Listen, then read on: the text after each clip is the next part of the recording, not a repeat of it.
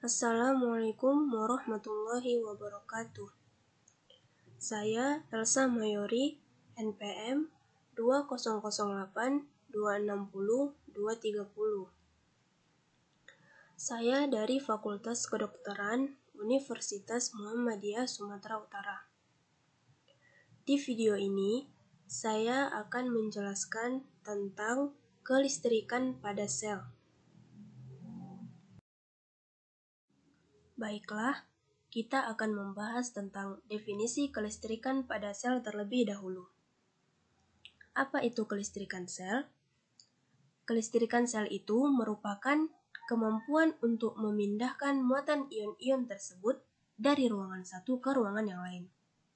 Jadi, ternyata tubuh makhluk hidup itu dialiri oleh arus listrik. Tetapi, arus listrik yang ada pada tubuh makhluk hidup itu tidak seperti yang kita bayangkan, khususnya pada sel saraf, yaitu dengan adanya impuls listrik. Kelistrikan pada tubuh hanya berkaitan dengan ion-ion dalam tubuh, bukan seperti listrik yang mengalir pada kabel.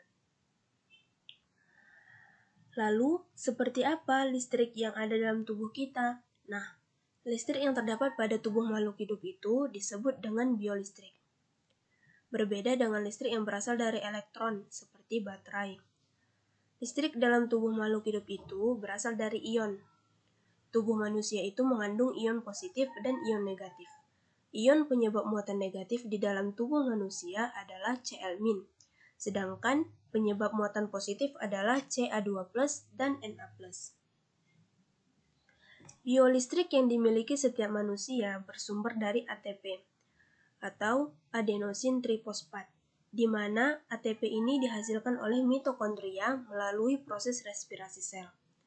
Sel-sel mampu menghasilkan potensial listrik yang merupakan lapisan muatan positif pada permukaan luar dan lapisan muatan negatif pada permukaan dalam bidang batas atau membran. Jika diibaratkan, lapisan muatan positif dan lapisan muatan negatif ini sama seperti katoda dan anoda dalam baterai.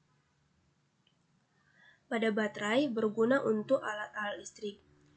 Biolistrik berguna untuk tubuh makhluk hidup, contohnya seperti perjalanan impuls saraf menuju ke efektor pada tubuh manusia menjadi sangat cepat karena adanya proses kelistrikan pada sel saraf.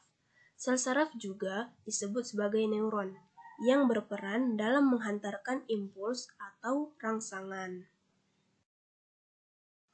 Bagaimana cara sel saraf menghantarkan impuls listrik? Sel saraf bisa menghantarkan impuls listrik. Caranya dengan adanya rangsangan dari neurotransmitter. Saat sel saraf tidak menghantarkan listrik, muatan yang ada di luar dan di dalam sel saraf tidak dapat saling tarik-menarik dengan sendirinya, karena ada pemisah berupa membran sel saraf. Maka dari itu, dibutuhkan rangsangan dari neurotransmitter. Saat sel saraf tidak menghantarkan impuls, muatan positif Na+ melingkupi bagian luar membran sel. Pada kondisi demikian, membran sel saraf bagian luar bermuatan listrik positif, dan membran sel bagian dalam bermuatan listrik negatif atau Cl-. Baiklah, selanjutnya kita akan membahas tentang bagian-bagian sel saraf. Adapun bagian-bagian sel saraf seperti berikut ini. Yang pertama ada dendrit. Dendrit adalah serabut-serabut yang merupakan penjuluran sitoplasma. Dendrit umumnya banyak dan fungsinya itu untuk membawa rangsangan ke badan sel. Yang kedua ada badan sel. Badan sel ini merupakan bagian yang di dalamnya terdapat inti sel yang dikelilingi oleh sitoplasma. Badan sel ini berfungsi sebagai bagian sel saraf yang meneruskan impuls dari dendrit ke akson. Yang ketiga ada selubung myelin. Selubung myelin ini berfungsi untuk mempercepat impuls saraf dengan membantu terjadinya loncatan muatan. Bagian ini dihasilkan oleh sel schwann yang berupa selubung lemak berlapis-lapis. Yang ketiga ada akson. Akson ini merupakan penonjolan pada badan sel berbentuk panjang dan silindris. Ujung akhir akson ini dikenal dengan terminal akson. Dan yang terakhir, ada nodus Ranvier. Nodus Ranvier ini merupakan daerah terbuka yang tidak terselubung dengan mielin, yang berfungsi sebagai tempat terjadinya tarik-menarik muatan listrik di membran sel saraf. Jadi bisa kita lihat pada gambar tersebut ada dendrit, badan sel, nukleus, selubung mielin, neurin ataupun akson, nodus Ranvier, dan sel Schwann. Juga yang terakhir ada sinapsis.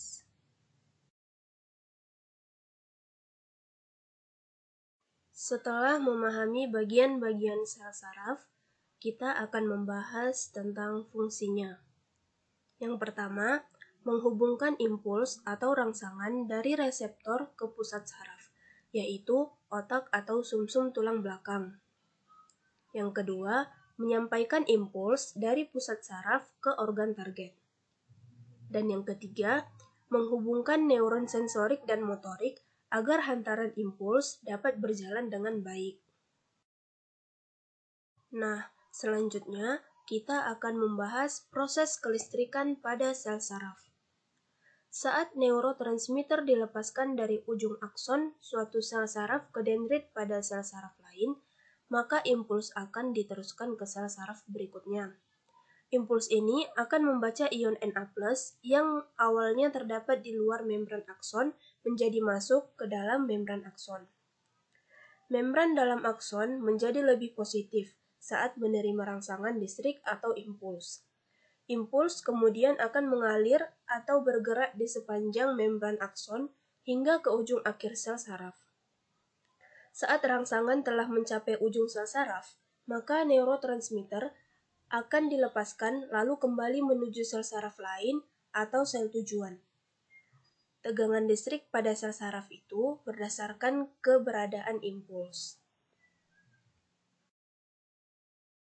Nah, yang terakhir, kita akan membahas hal-hal yang dapat menyebabkan perubahan pada kelistrikan sel.